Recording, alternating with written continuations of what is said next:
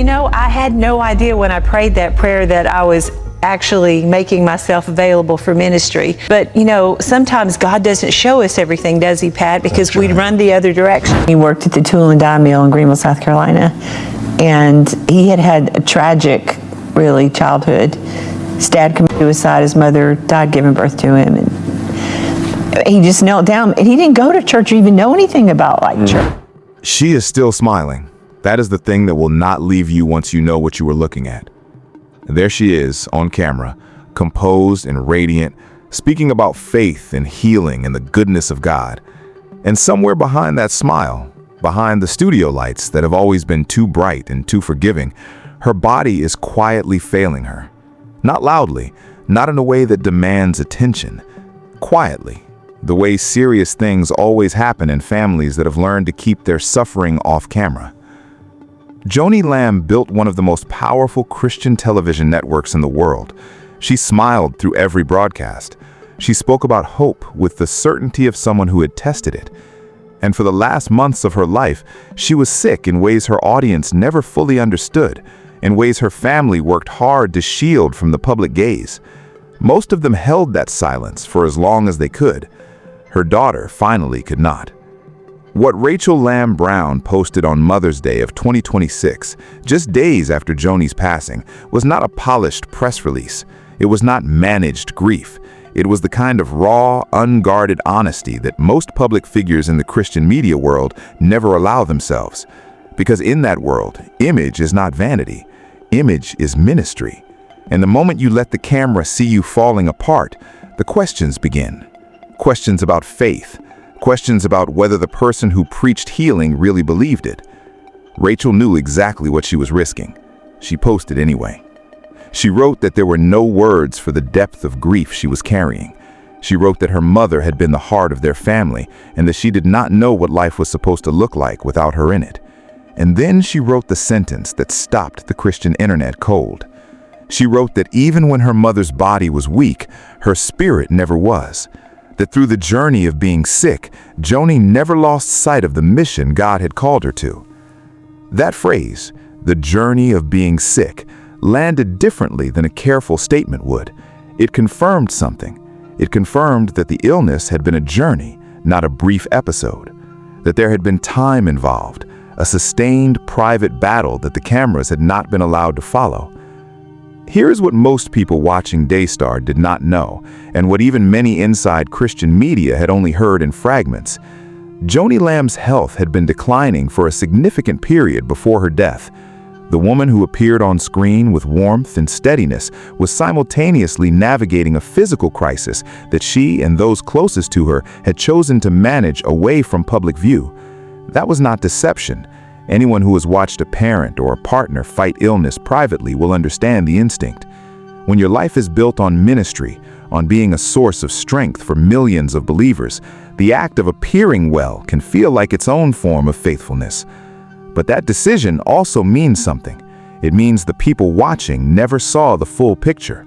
They saw the performance of endurance without the cost of it. And the distance between those two things is exactly where Rachel's post hit so hard, because she was not describing a woman who had slipped away peacefully. She was describing a woman who had fought, quietly and without the audience knowing, right up until she couldn't anymore.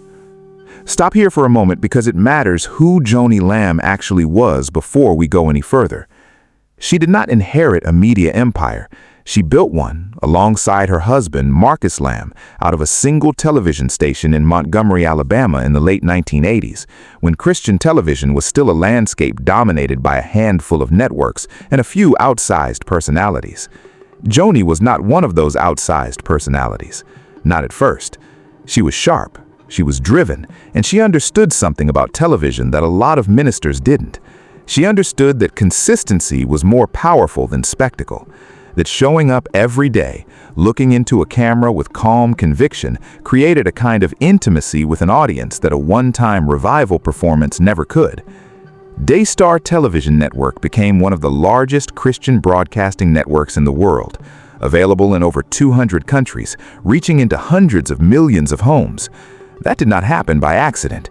It happened because Joni poured herself into it with a thoroughness that left very little room for anything else, including, by some accounts, the slower and more private work of keeping a family intact while running an empire. But this is where the story turns, because the empire and the family were never truly separate things.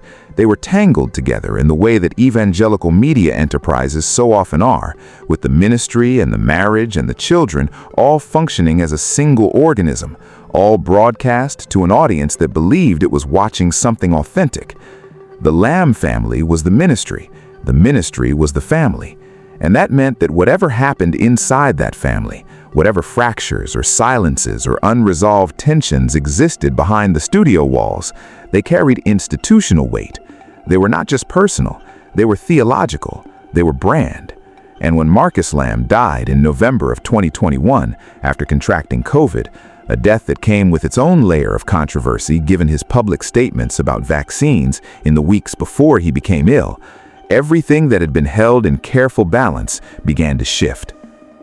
The controversy around Marcus Lamb's death was significant and is worth sitting with because it explains part of why the silence around Joni's illness was so tightly maintained. Marcus had gone on air not long before he fell ill and made statements that were, by multiple accounts, skeptical of COVID vaccines. He died of COVID-19 complications. The intersection of those two facts was brutal, and the commentary that followed in the broader media was unsparing. The family and the network were suddenly not just a religious institution, they were a flashpoint. Joni stepped forward to lead in the wake of her husband's death with the composure that had always been her public signature. She did not retreat, she did not visibly unravel. She appeared on camera, she spoke about grief and faith, and she kept the network moving. To the outside world, she looked like a woman holding the weight gracefully.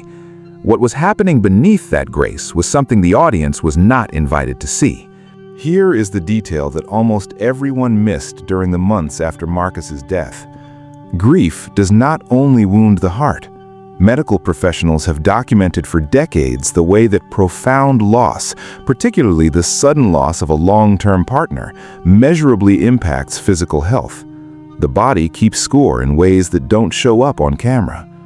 Whatever Joni Lamb was privately experiencing in the aftermath of her husband's death, whatever the toll of that grief combined with the simultaneous pressure of leading a massive ministry through public controversy, it was invisible to the viewers who watched her every week.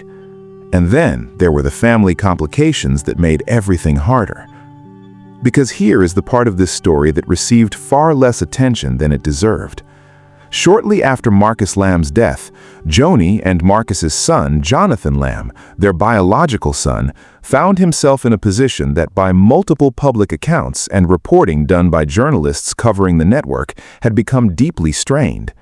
Reporting from news organizations covering Christian media indicated that Jonathan had been marginalized from leadership at Daystar in a way that was both painful and, to many observers, inexplicable given that he was the founder's son.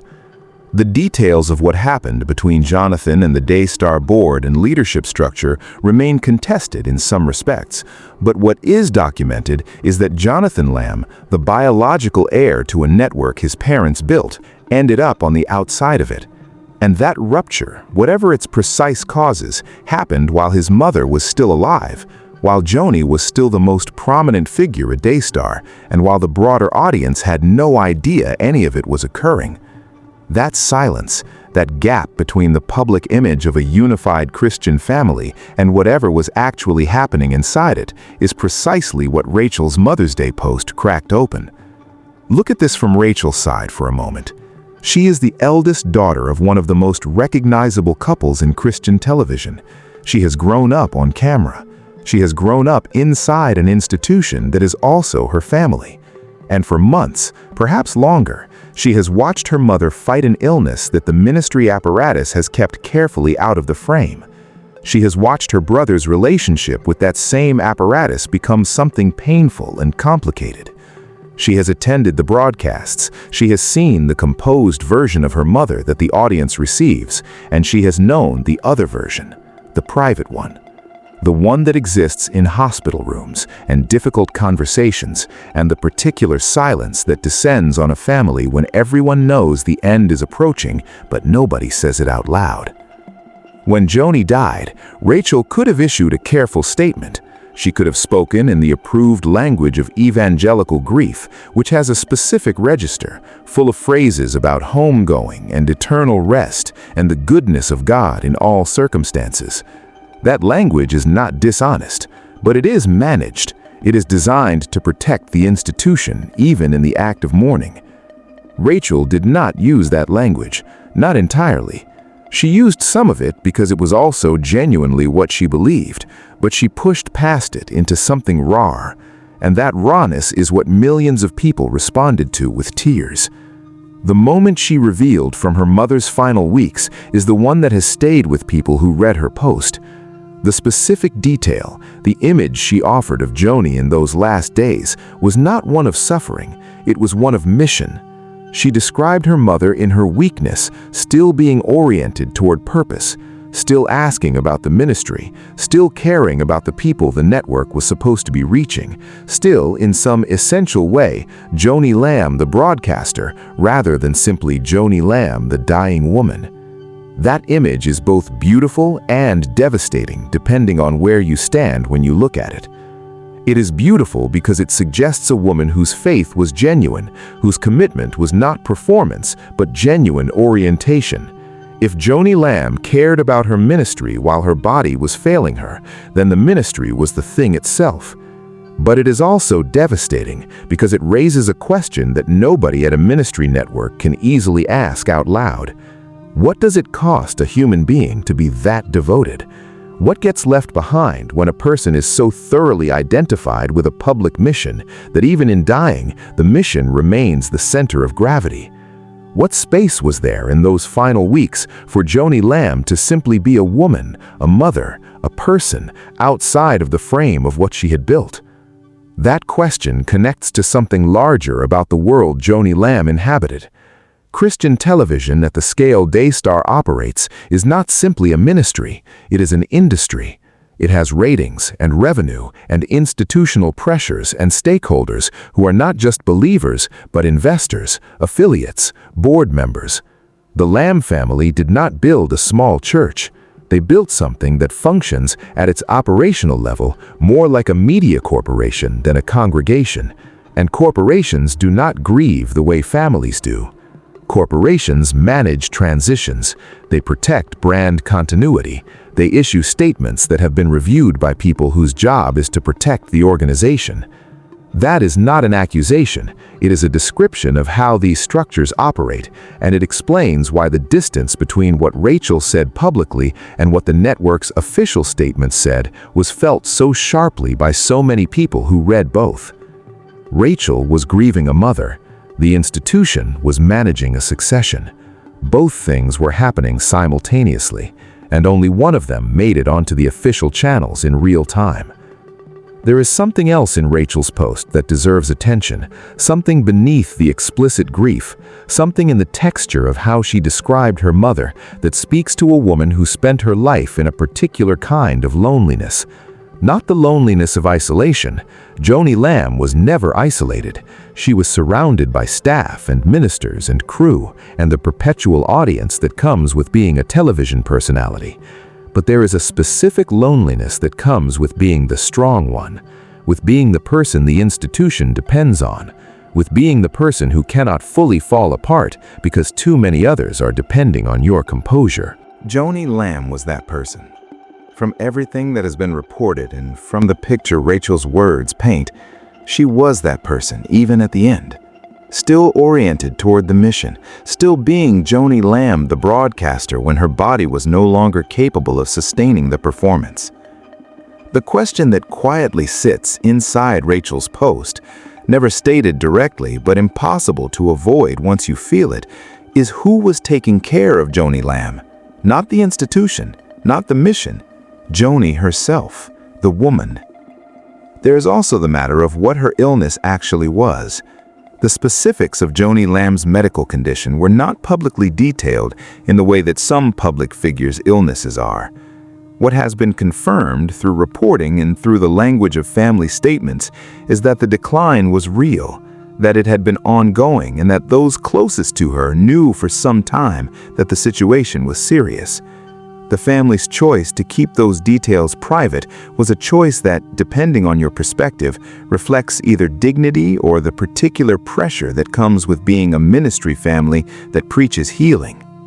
That tension is real and it matters.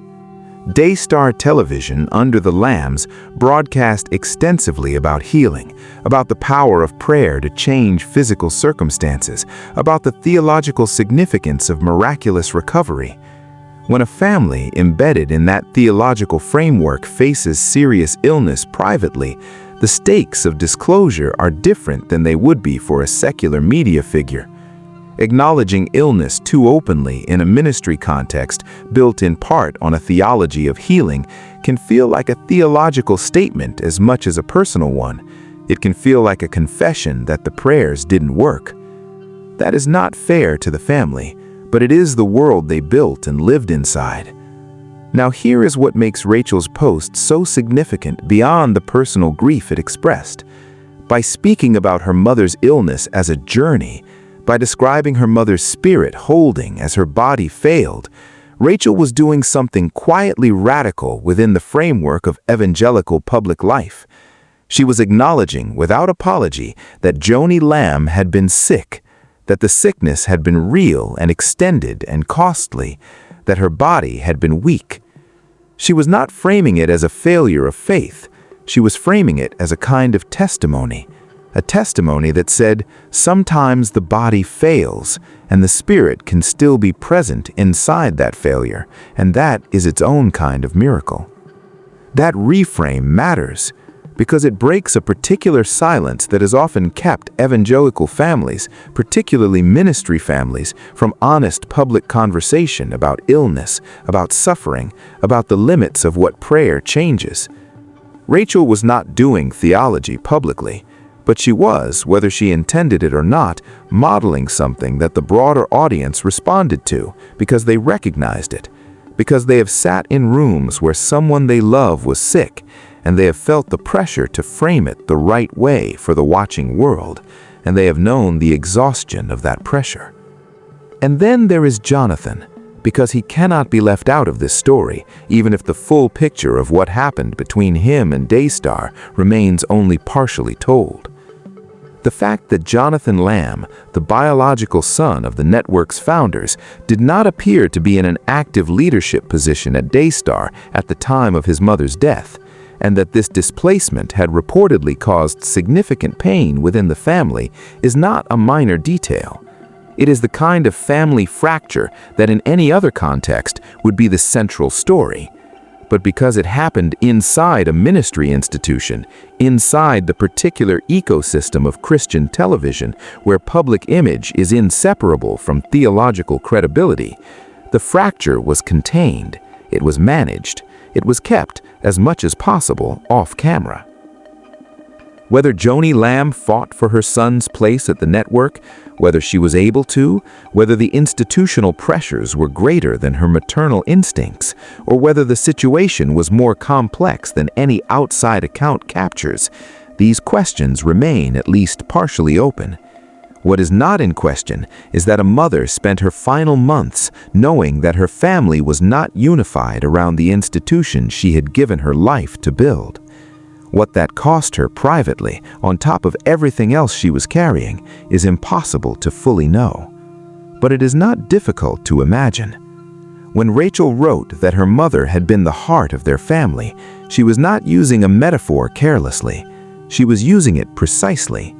Because in families organized around a powerful central figure, around a parent who is also a public institution, when that center disappears, there is no ready replacement. Not because nobody else is capable, but because the entire architecture of the family has been built around one gravitational point. When that point is gone, everything that was orbiting it has to find a new way to move through space, and that process is rarely clean. It is rarely resolved before the grief itself has even begun. Rachel's words suggest she understood this. that she was not only grieving a mother, but mourning a center of gravity that had held things in place she may not yet fully understand were being held. The Christian internet's response to Rachel's post was enormous, and it tells us something important about what audiences inside that world are actually hungry for. The comments were not primarily theological. They were not debates about healing or succession or the future of Daystar. They were human. They were people recognizing grief, people who had lost mothers, people who had watched someone they love be privately brave through something terrible, people who had themselves felt the pressure to manage public sorrow and who felt in Rachel's post a permission they had been waiting for. That response is not nothing. That response tells you what was missing from the official channels. The official channels offered continuity. Rachel offered truth. And in a media landscape that has trained its audience to perform faith rather than inhabit it, truth hits with the force of something that has been held back for too long. Here is where we come back to the beginning, back to that image. Joni Lamb on camera, smiling, steady, speaking about faith as though her body is carrying what it is carrying. Look at that image again with everything you now know and ask yourself what it costs to hold that. Not in the abstract, not theologically, but physically and humanly. What does it cost to walk onto a set while your body is failing? What does it cost to be the composed one while your family is fracturing? What does it cost to be so thoroughly the ministry that even in dying, the mission remains the center? These are not questions with clean answers. Joni Lamb was not a victim of Christian television. She was one of its architects. She chose this life, built it, and by all accounts, believed in it with a completeness that leaves not much room for the comfortable narrative that she was simply a woman trapped by institution. But belief in a mission does not make you immune to its costs. And the cost, in Joni's case, was measured not only in her own body, but in the silence that surrounded her, in the family fractures that accumulated while the cameras showed unity, in the distance between what the audience received and what was real. Rachel Lamb Brown broke that silence, not completely, not with every detail, but enough. Enough to let grief be grief, enough to let illness be illness, enough to let a mother be a human being rather than an institution in its final chapter. That act of honesty in the world Rachel comes from is not a small thing. It is the kind of thing that carries cost. The cost of being the one who says what others are managing not to say. The cost of being visible in your grief when visibility has always been a performance. Rachel paid that cost, and millions of people felt it as something close to relief. Because here is what this story is really about underneath everything else. It is about what happens when we ask human beings to be symbols before we allow them to be people. About the particular cruelty of watching someone you love become an institution, and then watching the institution persist even as the person inside it begins to diminish. About the moment when a daughter decides that the mission cannot be the only thing that gets to survive. That the woman who carried the mission, the woman who was also her mother, deserves to be mourned honestly, in public, in full, even if that honesty unsettles the machine that still needs to keep running. Joni Lamb built something enormous, and it is still standing. But Rachel's post is also still standing, and for many people watching, it is the truer monument. There are other stories like this one inside the world of Christian media. Families that became institutions, institutions that consumed families, children who grew up on camera and eventually had to decide how much of the story they were willing to keep quiet. Those stories are still being told. Some of them have not yet been told at all.